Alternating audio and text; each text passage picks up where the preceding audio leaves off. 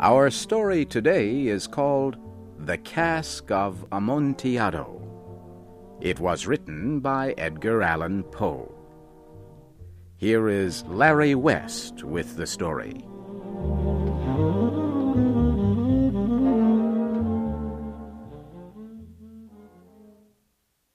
Fortunato and I both were members of very old and important Italian families. We used to play together when we were children. Fortunato was bigger, richer, and more handsome than I was, and he enjoyed making me look like a fool. He hurt my feelings 1,000 times during the years of my childhood. I never showed my anger, however, so he thought we were good friends. But I promised myself that one day I would punish Fortunato for his insults to me. Many years passed. Fortunato married a rich and beautiful woman who gave him sons.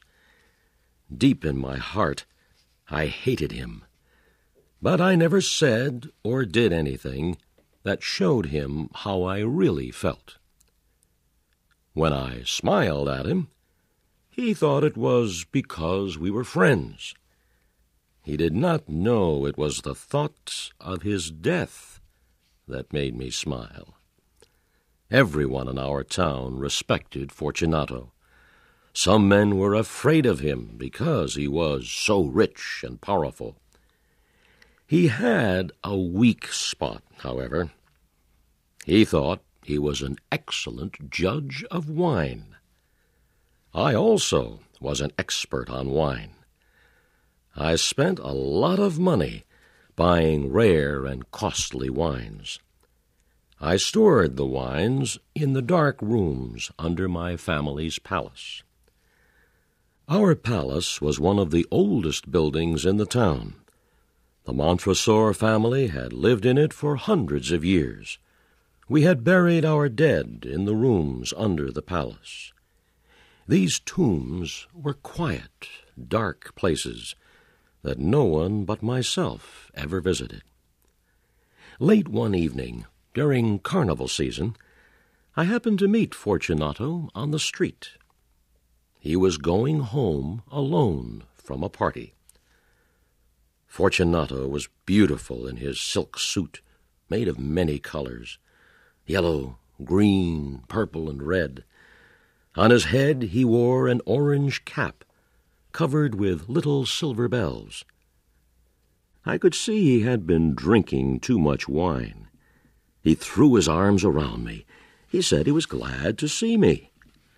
I said I was glad to see him, too, because I had a little problem.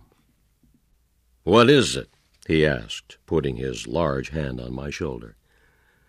"My dear Fortunato," I said, "I'm afraid I have been very stupid. The man who sells me wine said he had a rare barrel of Amontillado wine. I believed him, and I bought it from him.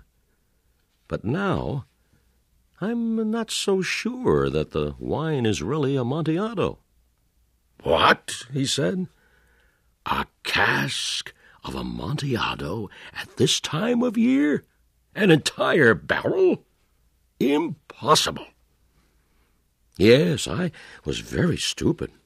I paid the wine man the full price he wanted, without asking you to taste the wine first. But I couldn't find you, and I was afraid he would sell the cask of Amontillado to someone else. So I bought it."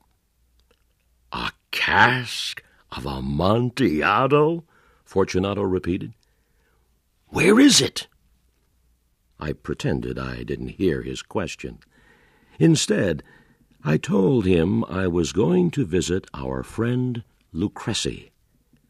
"He will be able to tell me if the wine is really Amontillado," I said. Fortunato laughed in my face.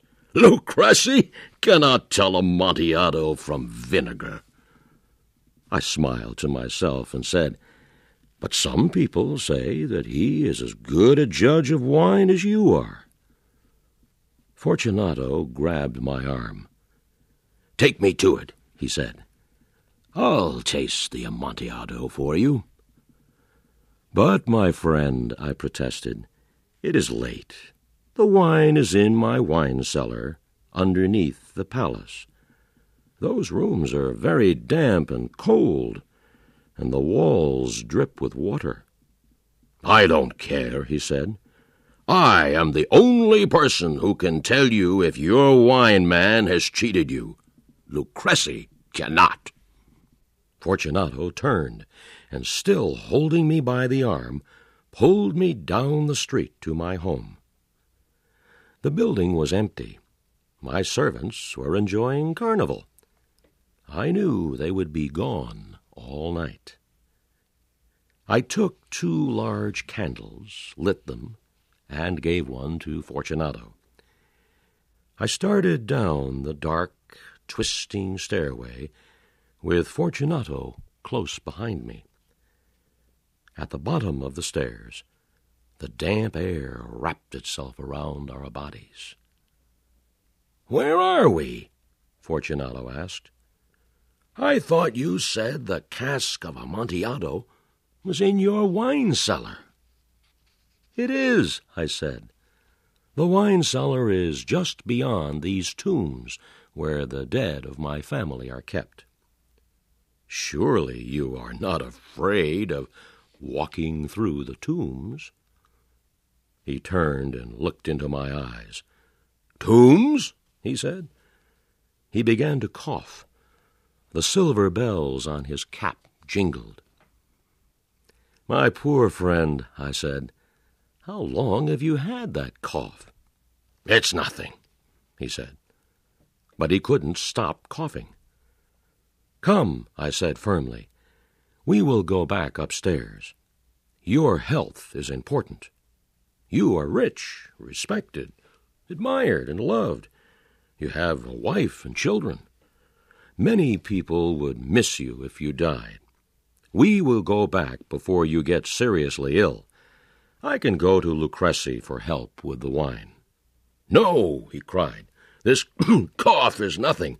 It will not kill me. I won't die from a cough." "That is true," I said. "But you must be careful." He took my arm, and we began to walk through the cold, dark rooms. We went deeper and deeper into the cellar. Finally, we arrived in a small room. Bones were pushed high against one wall.